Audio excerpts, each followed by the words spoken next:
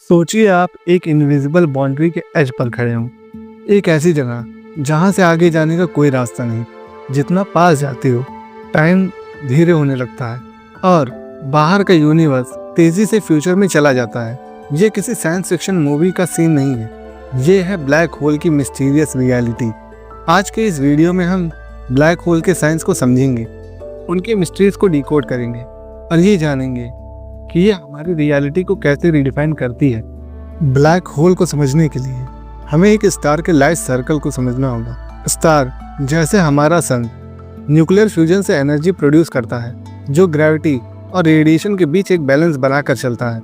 लेकिन जब एक मैसिव स्टार जो हमारे सन से काफ़ी बड़ा होता है अपना फ्यूल ख़त्म कर देता है, तो ये बैलेंस कोलैप्स हो जाता है।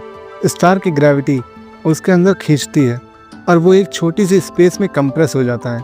इस कोलैप्स के बाद बनता है एक ब्लैक होल, एक ऐसी जगह जहाँ ग्रेविटी इतनी स्ट्रांग होती है कि लाइट भी एस्केप नहीं कर सकती। ब्लैक होल के दो मेन पार्ट होते हैं। पहला है इवेंट होराइजन, ये एक बाउंड्री है जहाँ से कोई चीज़ वापस नहीं जा सकती। इसको पॉइंट ऑफ नो रिटर्न भी कहा जाता है। और दूसरी सिंगुलैरिटी, ये ब्लैक होल के सेंटर में होती है जहाँ पूरा मास कॉन्ट्रैक्ट होता है। यहाँ डेंसिटी इन्फिनिट हो जाती है और फिजिक्स के सारे रूल्स फेल हो जाते हैं। ब्लैक होल अलग अलग साइज के होते हैं। स्टेलर ब्लैक होल कोलैप्स होते ही स्टार से बनते हैं, और सुपर मैसिव ब्लैक होल जो मिलियंस या बिलियंस टाइम्स सन के मास के होते हैं, ये गैलेक्सी के सेंटर में होते हैं, जैसे हमारे मिल्की वे गैलेक्सी के सेंटर में। ब्लैक होल का सबसे इंटरेस्टिंग पार्ट है कैसे ये हमारी फिजिक्स को चैलेंज करता है। आइंस्टाइन की थ्योरी ऑफ रिलेटिविटी के अकॉर्डिंग ब्लैक होल के पास टाइम धीरे चलने लगता है। अगर आप इवेंट होराइजन के पास जाओगे तो आपके लिए कुछ सेकंड गुजरेंगे, पर बाकी यूनिवर्स के लिए साल बीत चुके होंगे। फिजिसिस्ट स्टीफन हॉकिंग ने प्रपोज किया था कि ब्लैक होल कंप्लीटली ब्लैंक नहीं होते, ये थोड़ी थोड़ी रेडिएशन एमिट करते हैं, जिसे हॉकिंग्स रेडिएशन कहा जाता है। ये रेडिएशन ब्लैक होल को धीरे धीरे इवैपोरेट कर सकती है, जो एक माइंड ब्लोइंग डिस्कवरी थी।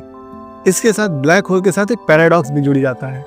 क्वांटम मैकेनिक्स के हिसाब से इंफॉर्मेशन कभी डिस्ट्रॉय नहीं होती, लेकिन जो भी ब्लैक होल में गिरता है वो कहीं दिखाई नहीं देता। तो इंफॉर्मेशन जाती कहाँ है? क्या वो ब्लैक होल में ट्रैप्ड हो जाती है या हॉकिंग रेडिएशन के साथ इवैपोरेट हो जाती है? ये पैराडॉक्स फिजिसिस्ट के लिए एक बड़ा सवाल बना है। पर हम ब्लैक होल को स्टडी कैसे करते हैं? ब्लैक होल को डायरेक्टली देखना इम्पॉसिबल है, क्योंकि ये लाइट एमिट ही नहीं करते। तो साइंटिस्ट इनडायरेक्टली स्टडी करते हैं, देखते हैं कि ब्लैक होल के ग्रेविटी का नेबरी स्टार और गैस पर क्या असर होता है। जब मैटर ब्लैक होल में गिरता है तो वो एक अक्रेशन डिस्क बनाता है जो एक्स-रेज एमिट करता है। 2019 में साइंटिस्ट ने इवेंट होराइजन स्कोप का यूज करके पहली बार एक ब्लैक होल की इमेज कैप्चर की थी। गैलेक्सी M87 के सेंटर का super massive black hole observe किया गया। ये एक ग्लोइंग रिंग के बीच डार्क सेंटर के जैसा दिखा, जो थ्योरेटिकल और प्रेडिक्शंस के साथ परफेक्टली मैच करता है। ब्लैक होल सिर्फ स्पेस मिस्ट्रीज नहीं है, ये यूनिवर्स के सीक्रेट्स अनलॉक करने की चाबी हो सकते हैं। ये एक्सट्रीम फिजिक्स के नेचुरल लेबोरेटरीज हैं जो हमें ग्रेविटी, स्पेस टाइम और क्वांटम मैकेनिक्स की थ्योरीज को टेस्ट करने का मौका देते हैं। कुछ साइंटिस्ट स्पेकुलेट करते हैं कि ब्लैक होल एक तरह का पोर्टल हो सकता है, शायद किसी यूनिवर्स या डायमेंशंस में। क्या ब्लैक होल पैरेलल यूनिवर्स को एक्सप्लोर करने की एक की हो सकती है? ये आइडियाज थोड़े फार फीचर्ड लगते हैं, लेकिन ब्लैक होल हमारे इमेजिनेशन और साइंस की बाउंड्रीज को पुश करता है। शायद फ्यूचर में मिस्ट्रीज हमें ऐसे क्वेश्चन के आंसर देंगी जो हमने कभी सोचे भी नहीं थे।